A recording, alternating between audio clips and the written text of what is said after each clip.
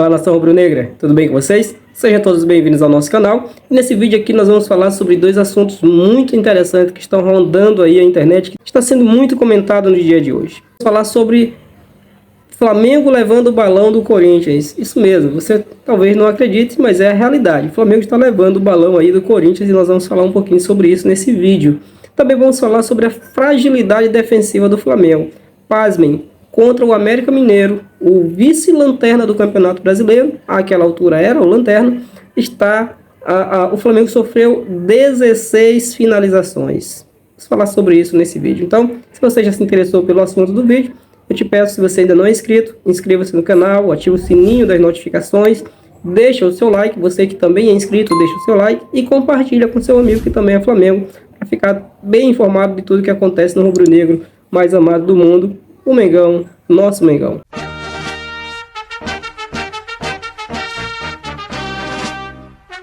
Vamos falar sobre a fragilidade defensiva do Flamengo. Foi demonstrado uma instabilidade defensiva muito grande.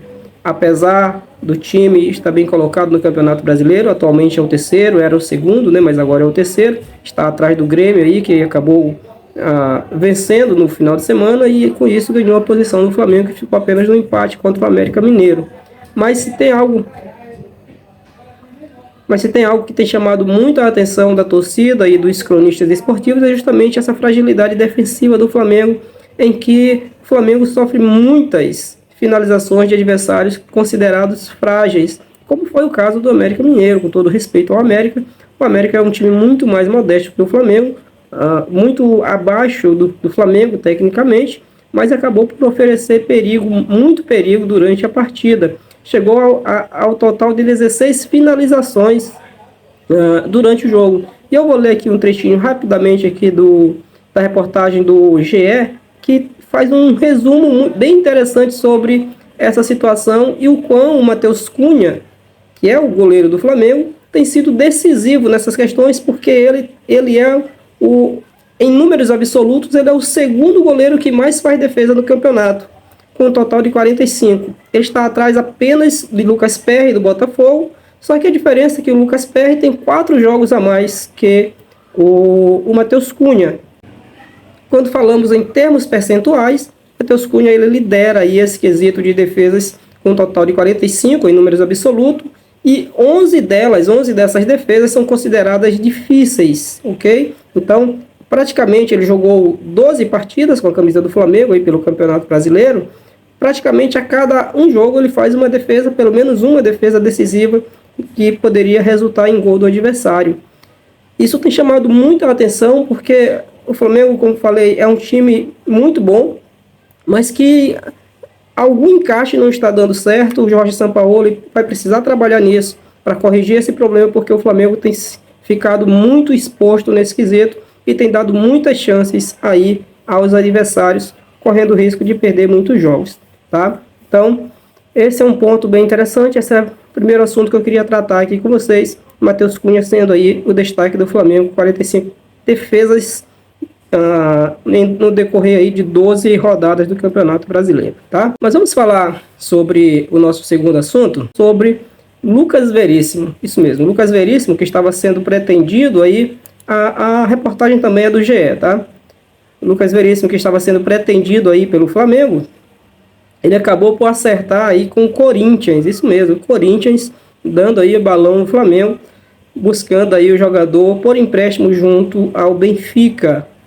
Vale lembrar que a ideia do Benfica era emprestar o jogador, mas para outro time da Europa. Na falta de propostas de times da Europa, então ele acabou por ver com bons olhos a volta ao futebol brasileiro. E o Flamengo fez algumas sondagens, houve muita especulação em torno do nome de Lucas Veríssimo no Flamengo, mas foi uma negociação que não andou. Com isso, o Corinthians ali acabou por fechar aí o contrato de empréstimo por um ano junto ao Benfica, pagando aí 1 milhão de euros, equivalente a 5,3 milhões de reais pela cotação atual, tá? Vou ver aqui, ler uma pequena parte aqui da reportagem para a gente entender. O Corinthians terá a preferência para ficar com o zagueiro após julho de 2024, mas será preciso negociar o valor com o Benfica.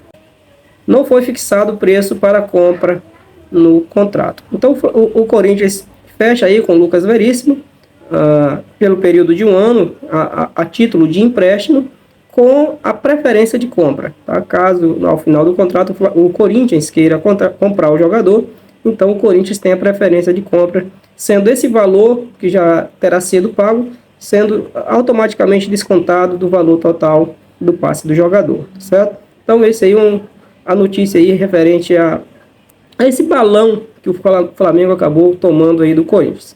Honestamente, eu penso que o Flamengo não investiu o necessário. Se quisesse, de fato, se tivesse realmente, se fosse prioridade do Flamengo trazer o Lucas Veríssimo, certamente o Flamengo traria, porque hoje o Flamengo tem uma condição financeira muito mais elevada, muito mais estabelecida que o Corinthians. Então eu penso que nem trato como sendo um balão, né? Mas que o Flamengo acabou por também não empregar muita força. O Flamengo está de olho, sim, em um zagueiro uruguaio, um jovem zagueiro uruguaio, muito bom, que está sendo aí pretendido também por outros times. O Flamengo está muito de olho nesse zagueiro. Então é isso, pessoal. Eram essas duas notícias para esse vídeo de hoje. Lembrando a vocês que daqui a pouco, às 22 horas, nós temos a nossa live Mengão Top 5. Convidando vocês para ficarem ligados e participarem conosco também, tá bom? Às 22 horas nós temos um encontro marcado. Por hora é só, espero que você tenha gostado.